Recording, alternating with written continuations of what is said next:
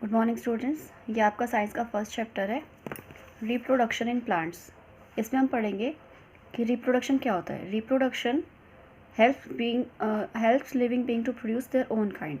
Reproduction हमें help करता है कि हम अपने जैसे औरों को पैदा कर सकें। जैसे जानवर हैं, वो अपने यंग वंस को बर्थ देते हैं, उनको पैदा करते हैं। जैसे डॉग का बेबी डॉग पपी होगा, कैट का बेबी किटन होगा, हैन के अंडे अंडे होंगे, स्मॉल चिक्स होंगे, उसमें से निकलेंगे। फिर प्लांट्स के भी लिविंग बींग्स होते हैं जो कि सीड होते हैं, और वो किससे निकलते हैं? प्लांट्स सीड से, स्पोर्स या डिफरेंट काइंड ऑफ प्लांट्स से, डिफरेंट पार्ट से। अब new plants from seeds. Most of the plants bear flowers. ज़्यादातर प्लांट्स में फ्लावर्स होते हैं और वो फ्रूट्स पे कन्वर्ट हो जाते हैं। फ्रूट्स में सीड होते हैं अंदर, और some fruits have only one seeds. कुछ फ्रूट्स में सिर्फ एक सीड होता है, कुछ में कुछ होते हैं और कुछ में बहुत सारे। जैसे मैंगो में एक ही सीड है, एप्पल में कुछ सीड है, पपाया में बहुत सारे सीड है। Structure of a seed. A seed has baby plant in it. Seed के अंदर एक बेबी प्लांट होता है।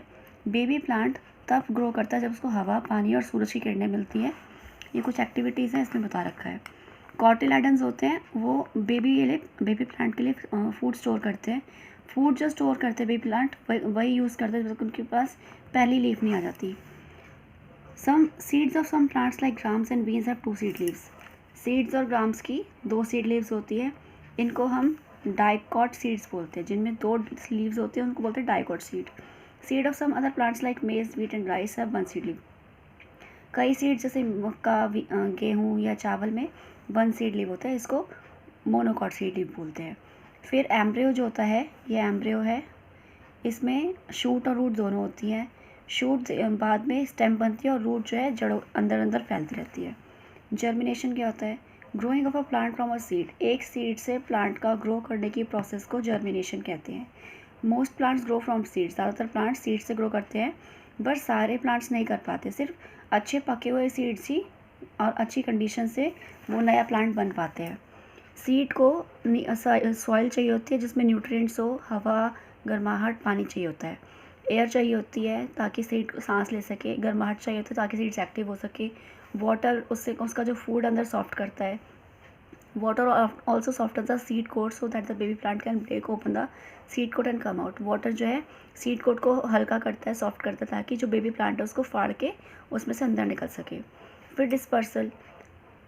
Seed need soil. सीड्स को बीज चाहिए होते हैं। सीड्स को मिट्टी चाहिए होती है, पानी चाहिए होती है, हवा और गर्माहट प्लांट बनने के लिए। ये सब होने के बाद भी अगर प्लांट्स के सीड पेरेंट प्लांट के पास, जिस पेड़ के सीड है उसी के पास गिर जाएंगे तो वो नहीं उग पाएंगे, क्योंकि उनको प्रॉपर स्पेस नहीं मिल पाएगी। तो सीड्स को एक जगह से दूसरी जगह जाने के लिए ज़रूरत पड़ती है और सूटेबल कंडीशंस चाहिए होती है। जो प्रोसेस होती है स्प्रेडिंग सीड्स की, सीड्स को इधर उधर फैलाने की, इस प्रोसेस को बोलते हैं dispersal of seeds. Process of spreading seeds to different places is called dispersal of seeds. अलग अलग जगह पर बीज का जाना डिस्पर्सल ऑफ सीड्स कहलाता है। To ensure dispersal, seeds and fruits of many plants have developed special features. अलग अलग तरीके के सीड जो है और फ्रूट्स जो है अलग अलग तरीके से डिस्पर्स होते हैं। Forces of nature like wind and water and animals also help in dispersal of seeds. हवा, पानी, एनिमल्स, ये सब डिस्पर्सल में हेल्प करते हैं। Wind. Seeds which are dispersed by wind are light and have hair or wings like maple. जो हवा से डिस्पर्स होते हैं बहुत हल्के होते हैं, या उस पर बाल होते हैं ताकि वो उड़ सके, या जैसे बहुत हल्के हल्के से होते हैं, जैसे maple, cotton, hiptage, madar etcetera. ये सीड को बहुत दूर तक ले जाते हैं। फिर पानी। Some seeds are disperse by waters. कुछ सीड्स पानी के द्वारा डिस्पर्स होते हैं, जैसे लोटस और कोकोनट। कोकोनट का जो फ्रूट होता है वो बाहर से बहुत हार्ड होता है, मगर अंदर से वाटर प्रूफ कवरिंग होती है जिससे कि वो तैर पाता है, और वो वेव्स जो होती है, लहरें होती है, उस फ्रूट्स को शोर तक ले जाती है, किनारों तक ले जाती है, और फिर वहाँ पे वो जम जाता है। एनिमल्स। कुछ एनिमल्स की बॉडी पर ये हुक्स और स्पाइंस होते हैं, कांटेदार होते हैं, बीज ये चिपक जाते हैं और ये इनको दूर ले जाते हैं। फिर जैसे कॉकलेबर और जैंथियम है ये वाले। और कुछ होते हैं जो जैसे ह्यूमन बींग्स और एनिमल्स है, वो फ्लैशी पार्ट्स खाते हैं, जैसे मैंगो गूदा खा लिया, गुठली फेंक दी और फिर वो जम जाते हैं। Many birds and animals eat the fruits. कई जानवर और पंछी फ्रूट्स खा लेते हैं बीज के साथ। फिर बाद में जब वो उनका जो वेस्ट होता है, पॉटी होती है, उसमें वो निकल जाते हैं और फिर वो वहाँ पर ही जम जाते हैं। एक्सप्लोजन, कुछ के बीज फटते हैं, जैसे लेडी फिंगर, पी या पॉपी, जब ये पक जाते हैं तो उनके बीज फट के दूर जाके गिरते हैं, एक्सप्लोड करते हैं। The pods containing the seed burst open when they are dry and the seeds get disperse. जो पॉट्स है वो फट जाते हैं, जिसमें वो होता है वो फट जाता है और सीड जो है बिखर जाते हैं।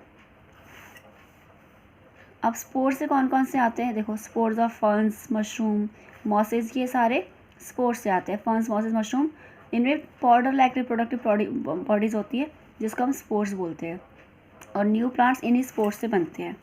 New plants from other parts of plants, most plants grow for seeds but some plants grow from other parts of plants. कुछ पौधे दूसरे पार्ट से भी उगते हैं, जैसे स्टेम है। We can grow some plants by taking a cutting from the stem and planting it in the soil. जैसे हम किसी पौधे की स्टेम काट दें और दूसरी जगह उगा दें तो वो भी उग जाता है, जैसे rose, hibiscus, cactus, bougainvillea, sugarcane, इनको हम स्टेम से उगा सकते हैं। पोटैटो एंड जिंजर, ये आलू और अदरक जो है अंडरग्राउंड स्टेम्स है। पोटैटोज़ में बर्ड्स होती है, ये जो देखो ये इनको बोलते हैं ice. Each I can grow into new plant, और हर आँख एक नए आलू में उग सकती है।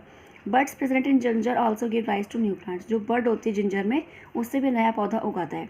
Other plants which grow out of their stems are onion, colocasia and gladiolus. ये पौधे भी स्टेम से उग जाते हैं। रूट से कौन से उगते हैं, स्वीट पोटैटो, पोटैटो होता है आलू, स्वीट पोटैटो होता है शकरकंदी, डहलिया फूल होता है, ये सब भी रूट से उग जाते हैं। लीव से ब्रायोफाइलम जो होता है ये लीव से उग जाता है। अब क्रॉप्स कौन कौन सी होती है, some kind of plants man grow in a particular region. Crops हमने पहले भी पढ़ा है कि एक ही जगह पर काफ़ी लंबे पैमाने पर जो फसल उगाई जाती है उसको क्रॉप कहते हैं। जो भी एक पर्टिकुलर चीज़ उगाई जा रही है एक समय पर उसको क्रॉप कहते हैं। Different type of crops need different conditions for their growth. अलग अलग क्रॉप को अलग अलग कंडीशन चाहिए होती है, जैसे कैसी मिट्टी है, मिनरल्स क्या है, मॉइस्चर, क्लाइमेट, टेम्परेचर, ये अलग अलग क्रॉप्स का अलग अलग होता है। तो क्रॉप्स को अकॉर्डिंग टू सीज़न हम हमारे कंट्री में उगाया जाता है, जैसे रबी क्रॉप और खरीफ क्रॉप। जो क्रॉप विंटर सीजन्स में उगती है, सर्दियों में उगती है, उसको बोलते हैं रबी क्रॉप। ये नवंबर से अप्रैल तक उगाई जाती है, जैसे वीट, लेंटिल्स दालें, मस्टर्ड, ग्राम, ये सब रबी क्रॉप से। ग्राम चना होता है। और जो जून से अक्टूबर तक उगाई जाती है ये होती है खरीफ क्रॉप, जैसे राइस, मेज, ज्वार, बाजरा, ये सब खरीफ है। Crops in dry and wet conditions. Tea plants, जो चाय के पौधे होते हैं, ये मॉइस्ट कंडीशन में होते हैं जहाँ पे मॉइस्चर होता है। तो ह्यूज प्लांटेशन जो होती है टी की हिली एरियाज़ में होती है, जहाँ डेट पाम उग सकता है। डेट पाम बहुत सूखी जगह पे होती है, वहाँ पे उगता है ड्राई कंडीशंस में। वेजिटेबल्स जो है कुछ महीनों तक उगाए जाते हैं, इनके लिए बहुत केयर चाहिए होती है और पानी की सप्लाई चाहिए होती है। कई वेजिटेबल्स पूरा साल उगते हैं, लेकिन कॉलीफ्लावर है, कैरेट है, ग्रीन पी है, रेडिश है, ये सब सर्दियों में उगते हैं। दूसरी जगह पे अगर गार्ड, ब्रिंजल, लेडी फिंगर, ये समर में उगते हैं। अब क्या क्या सॉइल चाहिए होती है, different plants need different types of soil. हर अलग पौधे को अलग तरीके की मिट्टी चाहिए होती है। राइस को क्लेई सॉइल चाहिए जहाँ चिकनी मिट्टी होती है। वीट्स को सैंडी चाहिए होती है। सोरगम, जवार और पर्ल मिलेट को सैंडी सॉइल, कोकोनट को सैंडी सॉइल, और कॉटन को ब्लैक सॉइल चाहिए होती है। अब एग्रीकल्चर, खेती में मेन क्या प्रोसेस होती है, जो अलग अलग प्रैक्टिसेस होती है खेती में, क्या है, प्लगिंग, जो हम हल जोतते हैं। Before sowing in the seeds in the field first the soil is prepared. पहले मिट्टी को प्रिपेयर करना पड़ता है, उसको ढीला करते हैं, गांठे वाठे ना हो, और गुठल लेना पड़े हो, इसको प्लगिंग बोलते हैं। प्लगिंग या तो ऐसे बैलों की मदद से करते हैं या ट्रैक्टर से भी करते हैं।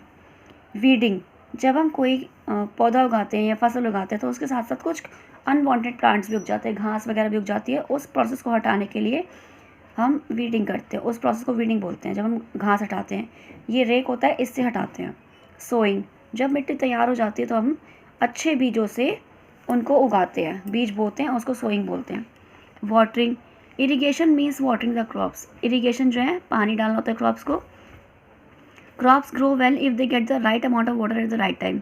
फसल अच्छी होगी अगर उसमें सही टाइम पे सही पानी डाला जाए। फर्टिलाइजिंग, सॉइल को और फर्टिलाइज बनाया जाता है मैन्योर या फर्टिलाइज़र डाल के। मैन्योर एनिमल और प्लांट से बनता है, काउ डंग वगैरह। और केमिकल फर्टिलाइज़र जैसे यूरिया होता है, इसमें नेचुरल फर्टिलाइज़र होते हैं। क्रॉप प्रोटेक्शन, अब क्रॉप उग गई, सब कुछ हो गया, उसकी प्रोटेक्शन बहुत ज़रूरी होती है, कीड़े मकोड़े ना लगे, जानवर ना खा जाए, और उसमें क्या करते हैं, फिर इंसेक्टिसाइड या पेस्टिसाइड को हम स्प्रे करते हैं, उससे उनका बचाव होता है। Growing crops are protected from grazing animals. कोई पंछी खा जाते हैं, जानवर खा जाते हैं, तो उनके आसपास हमें तारे या दीवार लगानी पड़ती है, स्केयर क्रोज लगाने पड़ते हैं इस तरीके से, ताकि जानवर और पंछी दूर रहें। फिर स्टोर, जब सारी फसल पक गई तो उसको काटना और इकट्ठा करना पड़ता है, इसको बोलते हैं हार्वेस्टिंग। इसके लिए प्रॉपर स्टोरेज चाहिए होती है। जो दाने होते हैं, अनाज होता है, उसको सुखा के फिर स्टोर करते हैं, गीले नहीं होने चाहिए, क्योंकि गीले में मोल्ड्स आ जाएंगे, ख़राब हो जाएंगे, वो फंगस लग जाएगी। So grains are always dry stored in dry and well ventilated rooms. अनाज को सूखे में और हवादार कमरों में इकट्ठा करते हैं। पेस्टिसाइड छिड़का जाता है और ताकि वहाँ कीड़े मकोड़े या चूहे ना आ सके।